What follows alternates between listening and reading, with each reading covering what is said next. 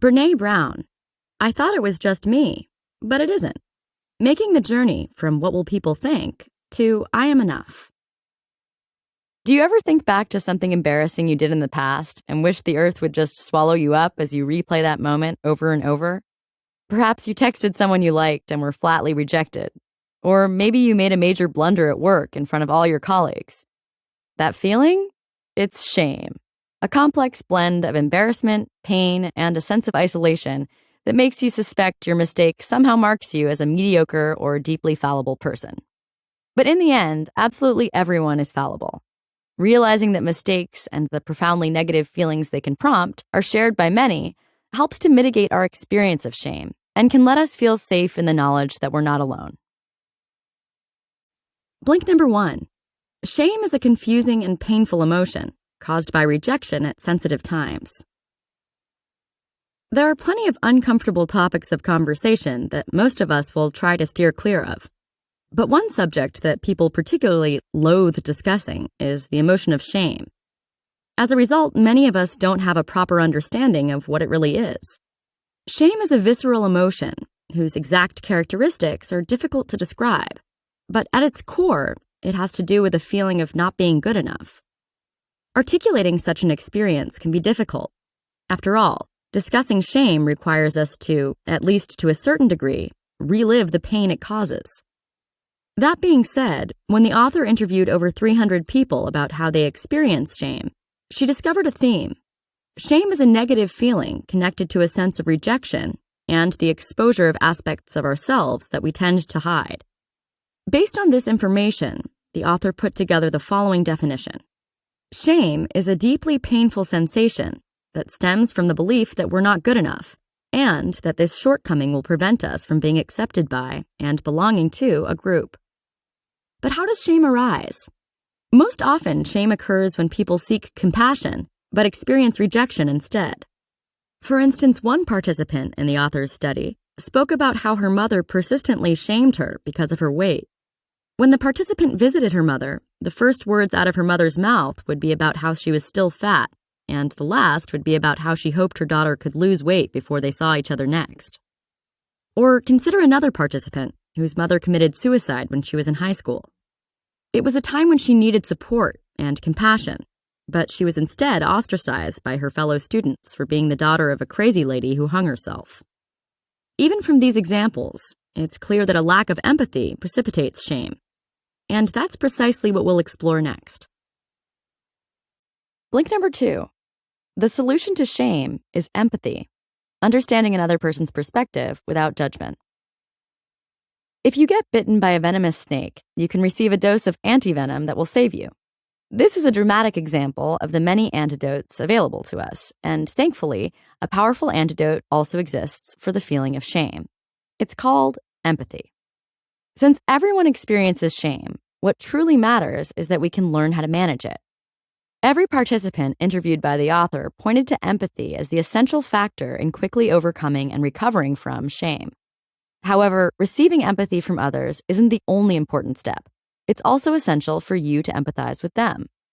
Most people first feel empathy by sharing a difficult experience with another person and hearing them say that they understand.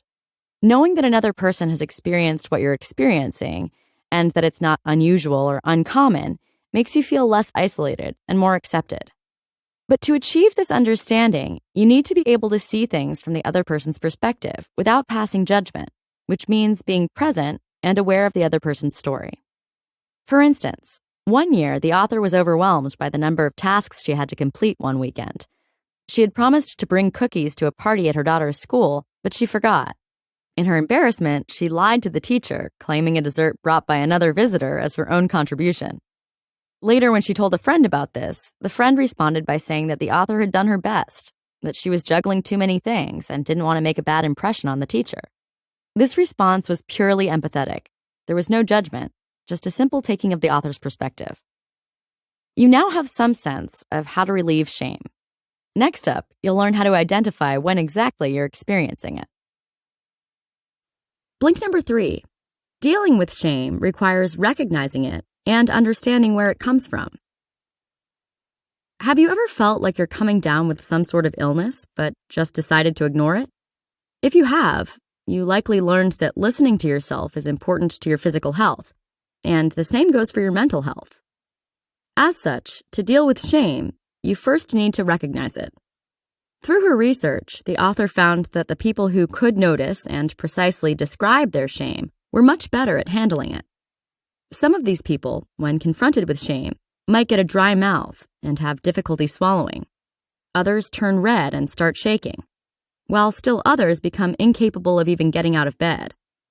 However it manifests, noticing your shame enables you to overcome it, because to truly deal with shame, you also need to understand what triggers it. Accurately identifying shame lets you start looking for these triggers. That being said, there are no universal causes of shame, since it's largely dependent on negative personal experiences from early on in one's life. For instance, one of the people interviewed by the author, Sylvia, made an error at work and found herself on the company's loser list, a piece of paper posted in the hallway detailing all the people who had messed up that month. While others might have shrugged it off, Sylvia, who grew up with an extremely competitive father, simply couldn't. Her father had always told her and her sister that nobody likes losers, and that there's nothing worse than being one. Naturally, being publicly shamed as a loser was deeply triggering for her. The good news is that by knowing the triggers of your own shame, you can take a step back when it starts to flare up. Doing so will give you a better shot at processing the emotion and emerging with a positive feeling on the other side. Blink number 4. Critical awareness gives us a wider perspective on shame.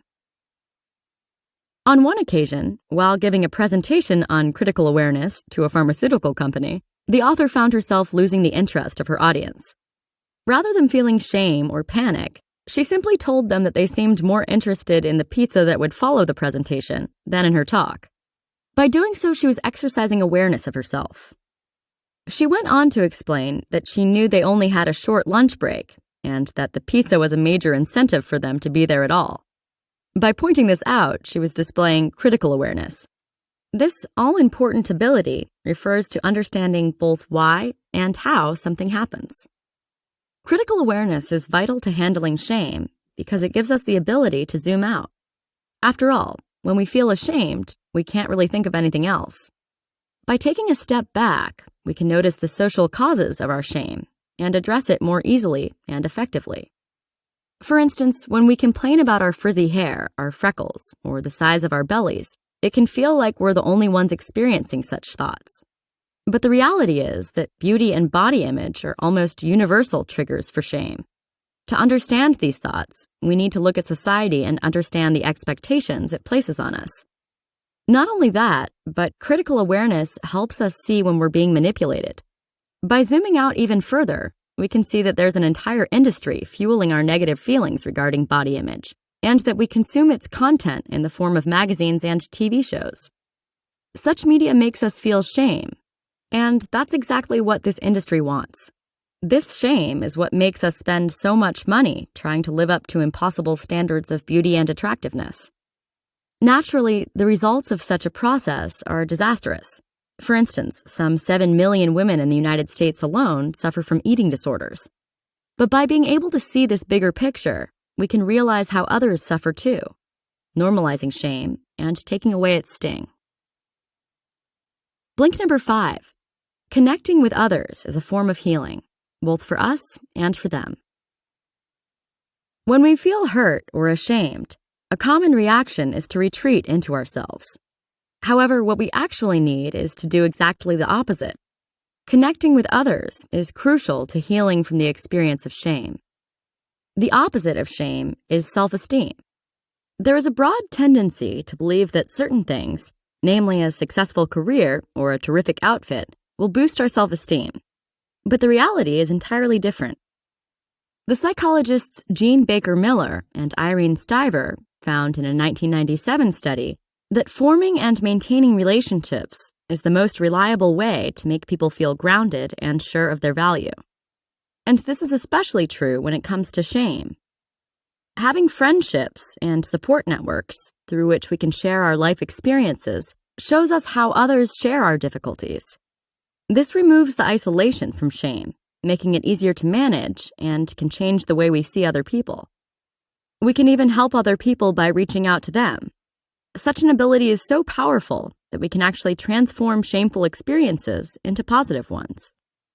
Just take a participant interviewed by the author, whose father was married to a younger woman and whose mother was married to a man with 6 previous wives. She was often shamed for the eccentric marital histories of her parents, and when she hears someone being judged for having a strange family, she shares the story about her own. When it comes down to it, we all have weird families, each with its own imperfections. It's only because we habitually lie about such things that visible imperfections are met with ridicule. Blink number 6. The lie of perfection fuels shame and makes it hard for us to care for others. Most of us know that the perfection we see depicted on TV isn't real, but it's still easy to get sucked into the illusion that it is. This is a prime example of how perfection is a shame-producing lie. Just take Alex, the iconic 1980s character played by Jennifer Beals in the movie Flashdance. In the famous dance audition scene, Alex nails an incredible number that combines ballet and breakdance. But in reality, the scene is a combination of Jennifer Beals' face, a professional ballet dancer, a top gymnast, and even a male breakdancer. With enough editing and polish, movie scenes or photo shoots end up providing the false image of perfection that we get from the mass media. Naturally, the major problem with such images is that we're led to believe that we should admire and emulate these perfect humans. Who wouldn't feel ashamed trying to live up to such an unrealistic ideal? But there's another issue with the perfection lie. It makes it difficult to fill human roles, like that of a caregiver. After all, if we expect to be perfect, we'll expect it from others too. This can only lead to difficulty in imperfect situations, such as caring for an elderly parent who is losing his cognitive faculties. As a result, caregivers are often extremely hard on themselves, disappointed by their feelings of resentment. For instance, one of the author's interviewees, Chelsea, cared for her mother for 2 years before putting her into a nursing home. But when she did, she was overcome by guilt and shame for not having been able to do everything by herself. It's clear that such ideals of perfection aren't healthy, and a good way to overcome them is to show the opposite: vulnerability. By accepting our own limitations in such situations, we can alleviate many of our shameful feelings. Blink number 7. Anger is a tempting way to cover up shame, but it only makes things worse. Have you ever totally lost it on someone just so you didn't have to be honest about how hurt, ashamed, or embarrassed you were feeling? It's a common reaction, and anger is a tempting tool with which to hide shame. In fact, shame even appears to be directly related to blaming, as people are constantly pointing fingers to avoid confronting their feelings. Psychologists June Tangney and Rhonda Deering say that people can protect themselves from their shame by projecting it outward and blaming others through a self-righteous burst of anger. Essentially, this is a way for people to regain control over their shame by exerting power. However, anger really just makes things worse. Many of the people the author interviewed admitted that they invariably regretted the angry outbursts that resulted from their shame. While such explosions might feel good in the moment because they relieve some of the pain, in the long run, they are simply detrimental to relationships. People can become alienated because they can't understand where their anger is coming from. This, in turn, isolates the angry person, producing more shame as their connection to the other is weakened. But that doesn't mean everybody should suppress their anger. Anger is actually a healthy emotion, just not when it's hiding another one. That's why, if you're feeling shame, it's important to try to stay with it, describe it, and reach out to other people. You now know that anger can be a mere mask for shame, that focusing on perfection isn't a solution, and that it's essential to avoid being trapped by shame. Rather than letting yourself fall into these unhealthy patterns, let yourself be vulnerable. Turn to those around you to forge connections, and share the empathy that you and others need to heal. You've just heard the blinks to I Thought It Was Just Me, But It Isn't, by Brené Brown. The key message in this book is that we've all experienced shame, and we'll all experience it again at some point down the road. Rather than trying to ignore this inevitability of life, it's essential to acknowledge and normalize it. By doing so, we can constructively deal with this painful emotion, connect with others, and emerge from a difficult experience with our self-esteem intact.